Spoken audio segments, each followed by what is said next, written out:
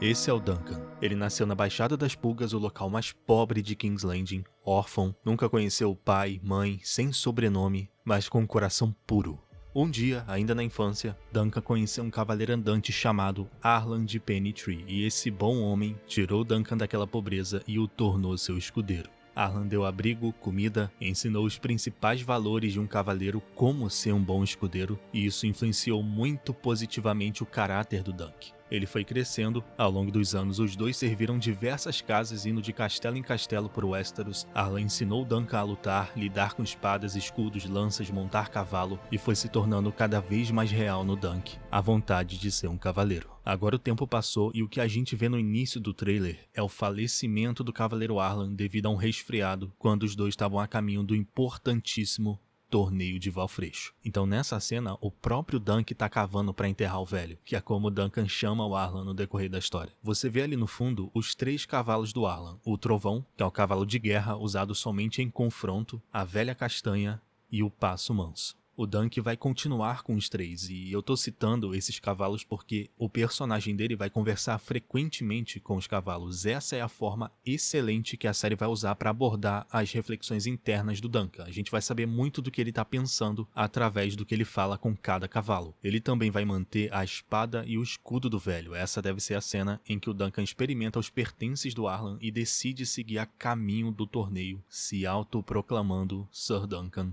o Alto. Um cavaleiro mesmo nunca tendo sido armado de fato. Essa é uma das primeiras belezas de Dunk and Egg. O que significa ser um cavaleiro de verdade? O título ou as ações? O Duncan não é oficialmente um cavaleiro, afinal, na tradição, um cavaleiro precisa armar o outro cavaleiro. Isso nunca aconteceu com o Duncan. O Arlan nunca fez isso em vida. Mas quem disse que isso vai impedir o Duncan? O coração do Duncan já é de um cavaleiro. Pela pureza do seu caráter, ele age como cavaleiro mesmo sem ter o título. É o ponto de virada que dá início a uma jornada lendária que vai entrar para a história de Game of Thrones. A gente tá olhando pro personagem, na minha opinião, mais puro e humano do universo da série. Duncan é absurdamente honesto, às vezes até ingênuo. Ele realmente veio do povo, então ele não sabe ler. Ele não é nada político, mas tem um senso de justiça muito forte, sempre tenta fazer o que é certo, mesmo quando isso coloca em perigo, como vai acontecer no torneio. E só essas características, honra, coragem, já coloca o Duncan em contraste direto com os manipuladores de alto nível de Westeros, né? O Dunk fala no trailer sobre ter sido ensinado a defender os fracos e inocentes e, de fato, assim que a gente começar a assistir a série, nós vamos perceber que o Duncan representa o ideal de cavaleiro. Nós estamos vivendo um momento único na era de Game of Thrones. Estamos acompanhando em tempo real, é um privilégio, a realização das novas séries e uma delas, aquela que é considerada por muitos a segunda melhor obra já feita pelo George Martin, estreia 18 de janeiro. O Cavaleiro dos Sete Reinos. Evidente que eu não digo isso me baseando apenas em expectativa ilusória, mas sim analisando o trailer, é o que faremos aqui juntos e tudo que tá em volta. Porque de verdade, parece que a atmosfera e os personagens caminharam das páginas do livro direto para as cenas do trailer. Ele me causou uma primeira impressão muito diferente, até levando em conta também o que o Martin falou, que essa vai ser uma série muito fiel ao que ele escreveu. Pela primeira vez eu não desconfio desse discurso. Eu sinto que sim, teremos a primeira série desse universo fiel à base original até o momento. Isso, claro, dentro da realidade, porque toda adaptação vai ter diferença. O ponto é o quanto isso vai afetar a história negativamente, mudanças que prejudicam ao invés de aprimorar. Foi o que aconteceu com a House of the Dragon. Não acho que seja só uma frasezinha para vender a série, ainda mais com o histórico recente do Martin criticando a House of the Dragon de forma tão forte e explícita que ele teve que deletar a postagem, até porque nesse trailer você já nota um respeito pelo livro que já é fantástico e gera uma ansiedade e uma empolgação que na minha visão se justifica totalmente. E presta atenção, essa é uma série que não precisa de um elemento validador que a gente está muito acostumado a ver, que são dragões. Sim, é uma série com muitos Targaryen, Aeron, Aegon, Maekar, Baelor, Daeron, Valar. Tem reviravoltas na sucessão do trono, conflitos Targaryen de pano de fundo, mas é, acima disso tudo, uma história de amizade improvável e única entre dois personagens absurdamente cativantes, carismáticos, reais, e esse trailer conseguiu apresentar tudo isso de forma impressionante e no tom ideal. Mas não há dragões aqui, não tem espaço para um elemento desses. A série tá num período que ninguém tá pensando em magia, então a gente nem vai lembrar de sentir falta. Fora que dragões já tem demais em House of the Dragon, e eles estão extintos, né? Eles só vão voltar com a Daenerys Targaryen, 100 anos depois. E ainda vai ter mais na série do Aegon Conquistador que está sendo feita nesse momento. A gente vai ver o Balerion, o maior de todos. A gente tá muito bem servido, percebe? Eu tenho um carinho enorme por Cavaleiro dos Sete Reinos, porque quando eu li pela primeira vez essa história, eu me diverti muito, eu me senti muito bem acompanhando esse conto. Então é um momento bem especial ver aquilo que eu li sendo adaptado. Eu tenho essa versão especial dele aqui, que é de 2022, a mais recente, ela é muito linda. E se você nunca leu e quer ficar ainda mais ansioso para a série, conhecendo essa história que é viciante, eu vou deixar o link dessa mesma versão que eu tenho, física e digital do livro aqui embaixo do vídeo. É a história que eu me conectei mais rápido e fácil, disparado lendo o livro, com certeza com você vai ser o mesmo, e ver todas essas cenas me deu muita vontade de revisitar a história. Então se você for pegar o livro, sabe que eu também vou estar lendo junto com você. O livro é pequeno, então é muito rápido. A primeira temporada vai adaptar o primeiro conto, que tem cerca de 80 páginas. Você é Baelor Targaryen? Não. Então saia da porra do meu caminho! Claro, perdão. Esse aqui é mais um acerto, né? O humor da série e do teaser parece estar muito na medida certa. Eu botei a cena dublada porque eu sei que a maioria de vocês vê dublado. Eu assisto no idioma original, mas ficou engraçado, né? A dublagem tá boa. É aí que você vai percebendo, analisando, que tem um senso muito equilibrado no tom da série. Teremos episódios com alívio cômico, piadas, especialmente entre o Egg e o Duncan. A base é assim, mas não é aquele humor deslocado, é natural das situações, como essa cena aí. O Baelor Targaryen, que o personagem cita, é o filho do rei Daeron Targaryen, que é o rei da época. Então o Baelor é o príncipe herdeiro do Trono de Ferro. Ele é um bom Targaryen, tá? Ele é um homem justo, honrado, excelente cavaleiro, e o Baelor é meio dornês, então ele não vai ter a aparência clássica, que é o cabelo prateado. Baelor Quebra-Lanças, que é como ele é conhecido, é filho de um Targaryen com uma mulher dornesa chamada Míriah Martell. Já esse jovem sentado que pode passar despercebido na cena porque é muito rápido, com certeza muita gente não viu, é o filho do Baelor,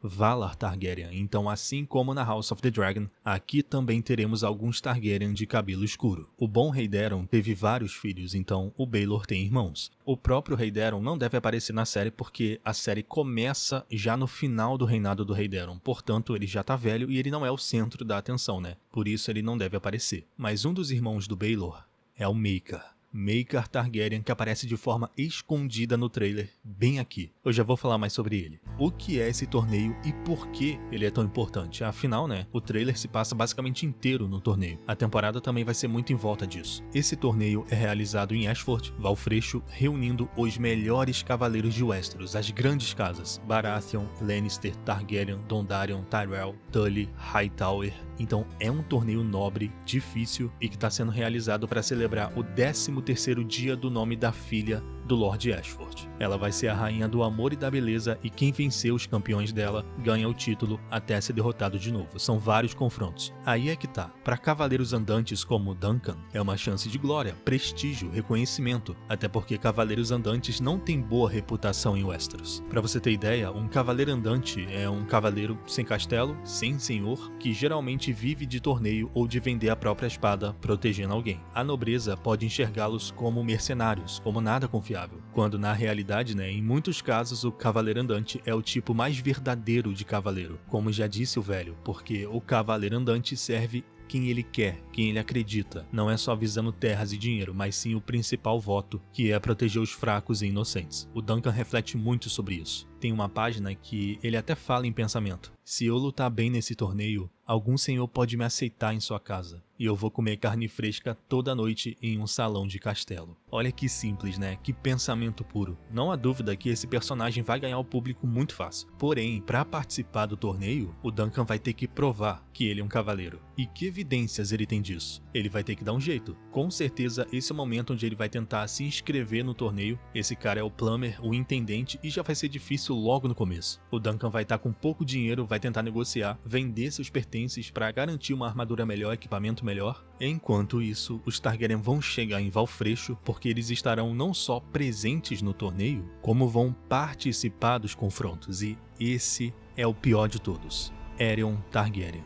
Primeira coisa, caracterização sensacional e surpreendente, porque ninguém esperava isso. O ator simplesmente descoloriu o cabelo, porque se isso for peruca, né, é a melhor da indústria. Ele descoloriu, isso é inédito, é um baita acerto. A gente sempre quis ver um Targaryen com um cabelo diferente, longe daquela peruca de padrão repetido. Finalmente fizeram isso. Agora, o Aerion é um sádico. Ele é o típico Targaryen inclinado a pensamentos sombrios e megalomaníacos a ponto de acreditar que ele é um dragão. O Aerion é cruel, arrogante, narcisista. Ele me lembra o Joffrey em certos momentos. Vai ter uma cena, um momento na verdade nesse torneio, que lógico, não vou falar o que é, mas é uma coisa que vai começar pequena e vai se transformar numa tragédia, tudo por conta do Aerion, começando com ele. E esse ator, o Finn Bennett, eu já o conhecia de True Detective. Ele fez a temporada da Terra Noturna. Com esse visual, o jeito dele de falar, pelas entrevistas do ator, dá pra perceber que ele entendeu bem o personagem e vai entregar um Aerion jovem, angustiado, com delírios de grandeza que a série precisa.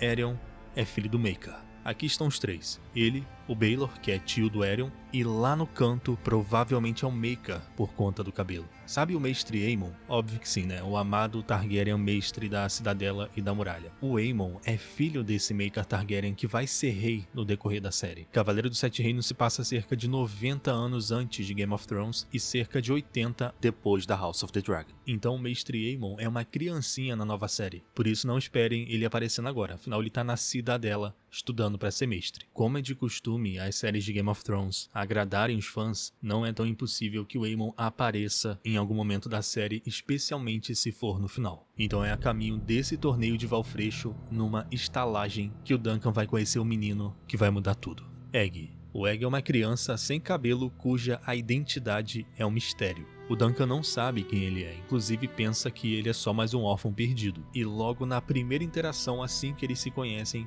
é magnético. O Egg, apesar de novo, é muito articulado, esperto, curioso, ele fala muito, tem a língua afiada, então o Egg acaba perguntando demais e irritando o Duncan. Aqui no trailer ele até fala, né, eu sou o Duncan, o alto, e aí o Egg retruca. Nunca ouvi falar. Porque realmente, né, o Duncan veio do lugar mais baixo, ele não tem nome. O cara chegou hoje, virou cavaleiro após o cavaleiro dele morrer. Mas assim que eles se conhecem, eles se conectam e o Egg vai pedir pra ser escudeiro do Duncan, pra eles irem juntos até o torneio. Apesar de ficar relutante no início, o Duncan vai aceitá-lo como escudeiro, e isso aqui é muito satisfatório. Rapidamente os dois formam um laço que mistura alegria, humor, lealdade, provocação, irritação, amizade, criando a interação mais apaixonante que a gente pode imaginar. Fora que o Duncan, obviamente, precisa de um escudeiro, ele precisa de ajuda, ele tem muito a evoluir. E o Egg é esse personagem, ele entrega. O Egg tem conhecimentos que o Duncan não tem. Eles já parecem amigos de verdade no trailer, isso que é o melhor. É um detalhe que eleva muito o nível de uma história como essa, uma história desse tipo. Essa é a melhor dupla de Westeros. O Duncan não vai poder usar o escudo do Arlan no torneio, afinal o brasão do escudo não pertence ao Duncan.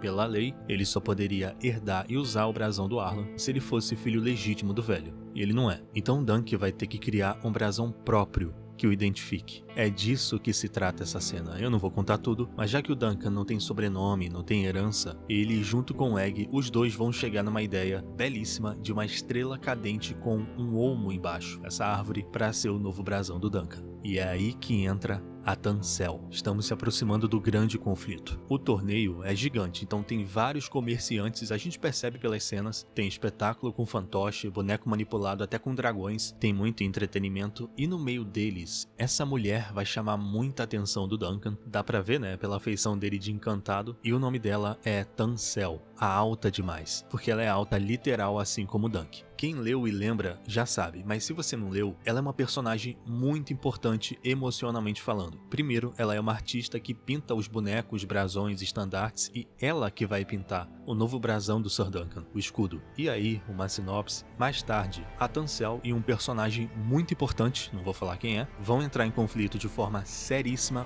publicamente, e o Duncan, movido pelo senso de justiça, vai intervir para defendê-la. Essa atitude corajosa vai colocar a história ainda mais em movimento, porque o Duncan vai sair na porrada com esse personagem, vai quebrar tudo, e teremos uma das melhores cenas da season, uma das cenas mais satisfatórias dessa primeira temporada. Quando eu li essa parte, eu fiquei, mano, que é isso? O que tá acontecendo? É muita coragem por parte do Duncan. E obviamente o personagem vai merecer. Isso é ainda mais satisfatório. Coragem de verdade não é não ter medo. Coragem é você ter medo mas agir mesmo assim. Esse é o Duncan, disposto a se arriscar para defender os inocentes, nesse caso, a Tansel. Nessa hora, até o Egg vai aparecer para defender o amigo, e aí um novo e grande conflito será desenhado dentro do torneio que vai afetar até o Trono de Ferro. O Dunk vai entrar num julgamento dos 7, julgamento por combate, 7 contra 7.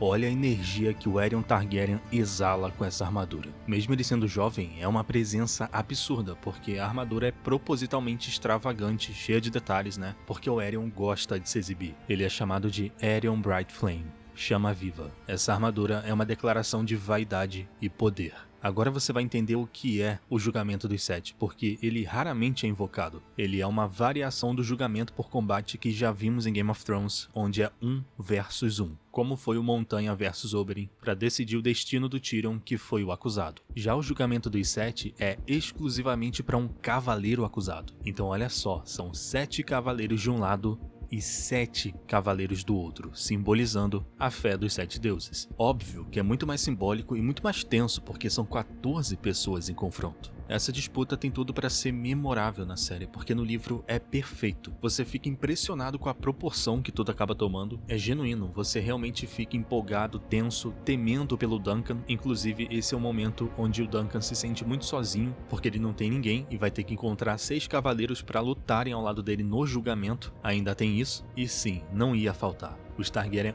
vão participar do julgamento. Vários. É aí que o Trono de Ferro vai ser afetado, como eu falei. O meu nível de ansiedade e confiança para ver isso acontecendo tá bizarro. Muitas pessoas não têm noção do quão bom é isso aqui. E isso é ótimo, porque a série vai surpreender e ganhar o público que não conhece. Isso vai ser muito importante para os números da série. Esse é o Raymond Fossway. Ele é jovem, bondoso, vai ser amigo do Duncan. Ele tá treinando pro torneio. E esse aqui é o primo dele, o Stefan Fossway. Ele é o primo mais velho. Vai ter um desenvolvimento e um contraste bem interessante nesses dois, porque um vai ficar conhecido como o maçã verde e o outro o maçã vermelha, que é o brasão da casa Fossway. Essa divisão vai surgir a partir dos traços de cada um, então enquanto um é leal, bondoso e busca a verdade, o outro busca a vaidade e o oportunismo político. Você vai saber quem é quem assistindo a série. Teremos uma divisão da casa. E então, o personagem que chama demais a atenção, que eu já gostei logo de cara, todo mundo também, eu imagino, o ancestral do Robert, Renly e Stannis, Lyonel Baratheon. O Sr. Lyonel é conhecido como Lyonel, o Tempestade Risonha. Isso já diz muito sobre a personalidade dele, porque ele ri alto durante as suas lutas, ele é um tremendo cavaleiro, um dos melhores da sua época. Ele evidentemente é carismático, engraçado, reconhece o valor de quem merece, portanto, ele está no julgamento dos 7, bem aqui. A Casa Baratheon é conhecida pela sua fúria e força, então,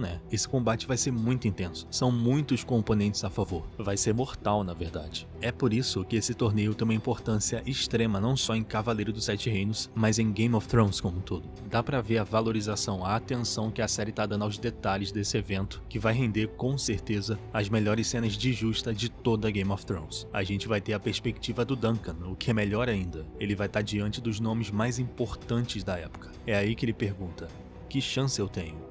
Seja corajoso, seja justo, seja alto. Me fala, como que não fica ansioso? O trailer te convence, te surpreende, te empolga com razão, e por isso que realmente eu tô muito feliz que essa série tá acontecendo, eu tô muito empolgado. E falta muito pouco pra estreia, ela veio no momento certo. Como eu prometi no vídeo de retorno, o anterior, agora no próximo nós vamos conversar sobre toda a questão da ausência, o que aconteceu comigo, com o canal, e esse vai ser o ponto de partida para o momento mais importante do nosso canal até hoje. Durante todo esse tempo, eu estava e estou construindo algo inédito que alguns de vocês poderão fazer parte e que eu garanto que vai mudar completamente a nossa forma de viver esse universo das séries. Assistir, conversar de verdade, interagir, tudo. Ainda mais com tantas séries chegando aí. Fica por perto que você vai saber. Até daqui a pouco.